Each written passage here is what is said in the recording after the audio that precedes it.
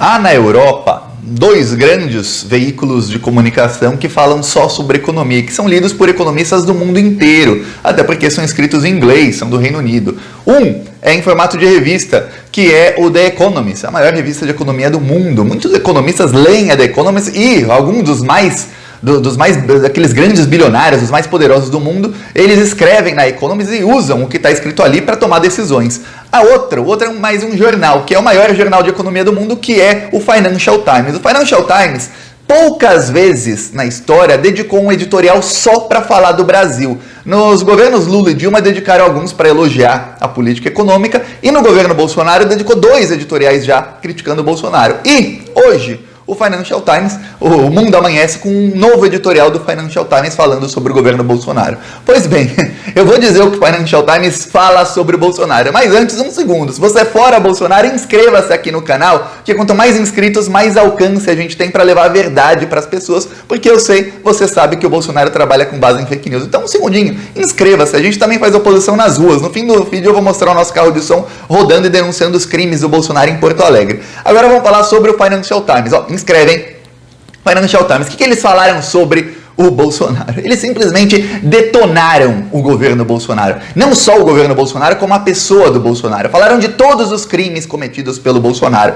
O texto do Financial Times começa falando sobre o desastre que o Bolsonaro causou na pandemia, sobre todas as mortes, fala sobre a CPI. Aí, em determinado momento, eles falam que a Comissão Parlamentar de Inquérito, a CPI, fez investigação, que o relatório final indiciou o Bolsonaro por vários crimes, falam sobre as mais de 600 mil mortes, falam inclusive sobre o fato de que o Bolsonaro evitou fazer um lockdown e que isso fez com que a economia do Brasil degringolasse, ou seja, os países que fizeram o lockdown tiveram uma retomada econômica mais rápida. E aí eles falam, olha, apesar de todos esses crimes, também falam da corrupção, muito dificilmente isso vai afetar a eleição do Bolsonaro juridicamente. Por quê? Porque dificilmente a Suprema Corte do Brasil vai processar um presidente que está em exercício ou fazer alguma coisa contra um presidente em exercício. Até citam, não diretamente, mas indiretamente, pelo texto dá para entender, o que foi dito no TSE na semana passada. O Tribunal Superior Eleitoral, eles falaram em julgamento que, olha, Bolsonaro cometeu vários crimes, tem muitas provas, mas ele será absolvido por excesso de provas.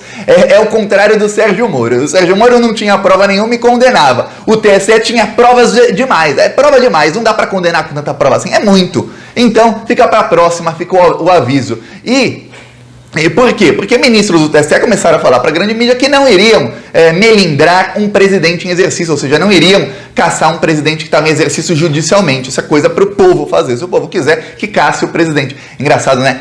Só aqui um parênteses. Quando era contra o PT, aí valia tudo. Aí esses ministros do TSE, eles eram todos tigrões. Contra o Bolsonaro são todos tchutchuca. Esse é o TSE e o Supremo Tribunal Federal, todos eles. Enfim, o Financial Times fala sobre isso, cita todos os crimes, mas o Financial Times diz, o Bolsonaro dificilmente será reeleito. Por quê? Por conta dos crimes na pandemia? Não. Por conta das tantas denúncias de corrupção no governo dele? Tampouco. Por quê? Pelas investigações que estão em curso? Também não. Por quê? Por conta da parte econômica. Vamos lembrar que é o Financial Times, eles falam de economia. Aí o Financial Times, eles detonam o governo Bolsonaro. Eles mostram que os países emergentes, aí, veja bem, tem um grupo, que é o grupo dos países emergentes, ou seja, emergente é um nome bonitinho que deram para países de terceiro mundo, países que são explorados pelos ricos. São os emergentes. Os países emergentes crescem mais do que o Brasil.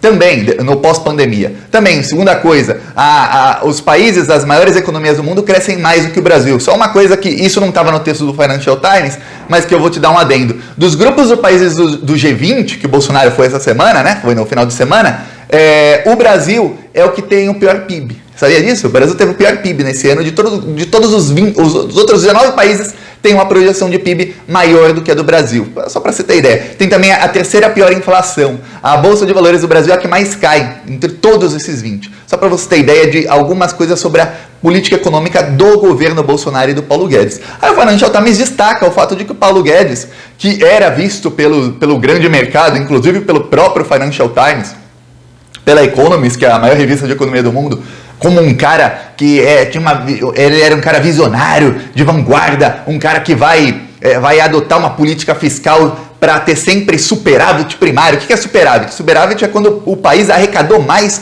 do que gastou, ou seja, entrou dinheiro em caixa no Brasil, o Brasil está lucrando, e aí vai usar esse lucro para fazer o melhor para a população. Enfim, isso é o que a direita fala, nunca foi assim.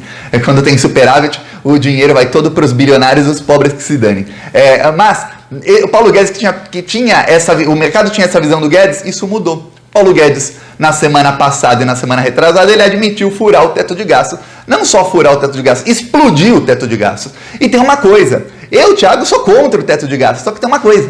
Se você tem um governo, eu vou dar o exemplo do governo Lula. O governo Lula não tinha teto de gastos. E o Lula teve superávit em todos os 8 anos do governo Lula. Inclusive em 2007, com a maior crise econômica desde 1929, o Lula conseguiu ter superávit. Por quê? Porque tinha um governo que tinha responsabilidade de falar, eu tô arrecadando tanto, eu vou gastar tanto, eu vou colocar o pobre no orçamento, e aí se eu dou dinheiro na mão das pessoas mais pobres e ainda invisto para gerar empregos, o que acontece? Você dá 100 reais para uma pessoa pobre, essa pessoa vai gastar 100 reais, vai ali no mercadinho e gasta 100 reais. Quando essa pessoa está gastando no mercadinho, aí você dá para várias começam a comprar, o mercadinho começa a crescer, começa a contratar mais gente, já gerou um emprego. Aí esse cara que não tinha emprego agora tem emprego, ele tem dinheiro agora no bolso, ele começa a gastar, aí ele vai numa loja de roupa, ele compra uma roupa nova, aí ele vai no bar da esquina, quando vê a economia começa a crescer. Foi isso o que o Lula fez. E quando essas pessoas pobres começam a gastar dinheiro, sabe o que acontece?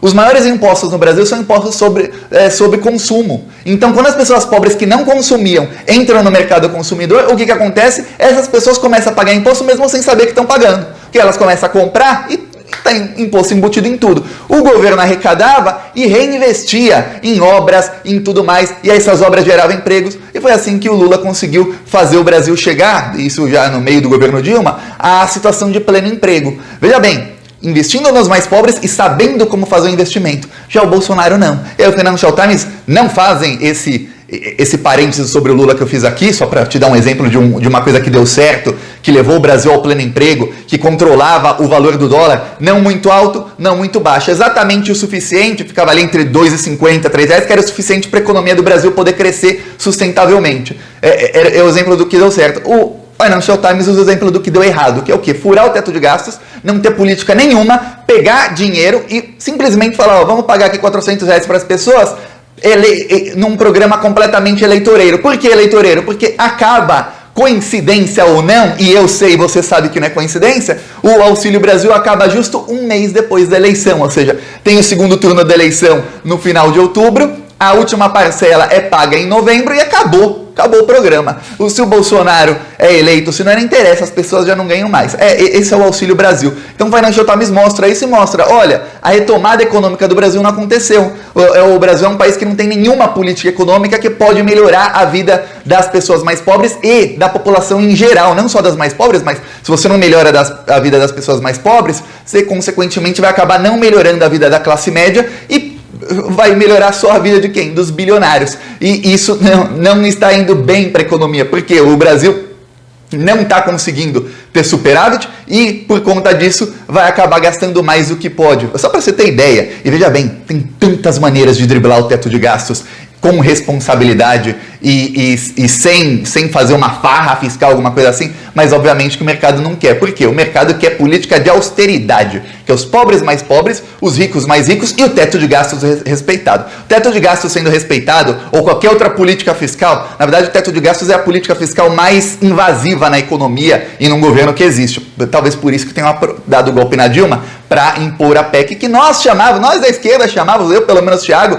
chamava de PEC do fim do mundo, porque a partir daquilo o Brasil estava de joelhos para o mercado financeiro e está até hoje. O Bolsonaro foi a favor, votou a favor. O Guedes era a favor. Agora são todos contra, por quê? Porque ele precisa de um plano eleitoreiro. Então o Financial Times faz todo esse desenho do panorama do Brasil e fala, o Bolsonaro dificilmente se reelege porque a economia do Brasil não vai crescer. A economia do Brasil, veja bem, a economia do Brasil tinha projeções do começo de 2021, lá de janeiro, fevereiro. Eles falavam, em 2022... o Brasil vai crescer 2,5%. Quem fala isso era o Thiago? Não, o Thiago falava que o Brasil ia ter recessão, viu? O Thiago aqui faz uma análise econômica melhor do que todos esses economistas com doutorado e pós-doutorado. E aí falava, não, o Brasil em 2022 vai crescer 2,5%. Aí, Corrigiram, lá em junho, julho, lá atrás, corrigiram. Não, o Brasil vai crescer 1,5%. Aí corrigiram de novo em agosto, o Brasil vai crescer 1%. Agora o Itaú, os economistas do Itaú, deviam assistir mais o Plantão Brasil, quem sabe não iam errar tanto. Os economistas do Itaú agora falaram que o Brasil vai ter recessão de 0,5% em 2022. Ó, vou mostrar aqui o carro de som nosso rodando lá em Porto Alegre. Olha só, tava cheio lá Porto Alegre denunciando o Bolsonaro. Assista os vídeos do canal Plantão Brasil no YouTube. Fora Bolsonaro, meu país vai crescer. Fora Bolsonaro, acabou pra você. Fora Bolsonaro, meu país vai crescer. Fora Bolsonaro, acabou pra você.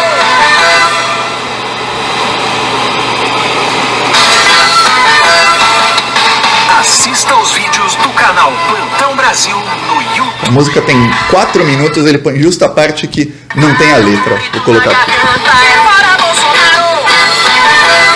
Fora Bolsonaro, meu país vai crescer. Fora Bolsonaro, acabou pra você. Fora Bolsonaro, meu país vai crescer. Fora Bolsonaro, acabou pra você. Assista os vídeos do canal Plantão Brasil no YouTube. Fora Bolsonaro, meu país vai crescer. Fora Bolsonaro. Muito importante denunciar esses malditos nas ruas e mostrar para a população, né? Quando a gente roda, principalmente em cidades do interior, dá para ver a alegria da população, que tem alguém lá falando fora Bolsonaro nas ruas. O rapaz do carro de som, ele coloca só a parte da Assista Plantão Brasil para provar que ele fez comercial, mas eu vou falar para ele, ó, próximos vídeos mostra a letra da música, tem 4 minutos, só fala Plantão Brasil 2 vezes. Põe os outros 3 minutos um pouquinho. Quem quiser nos apoiar, embaixo do vídeo tem o botão Seja Membro. No primeiro comentário eu deixo o Pix, o PicPay, deixo também as minhas outras redes sociais e vamos continuar indo pra cima deles, que ó, a imprensa do mundo inteiro já quer fora Bolsonaro. Só falta agora, claro, a imprensa brasileira é muito bem paga para apoiar o desgoverno, mas só falta agora chegar a eleição e esse pesadelo vai terminar. Falou!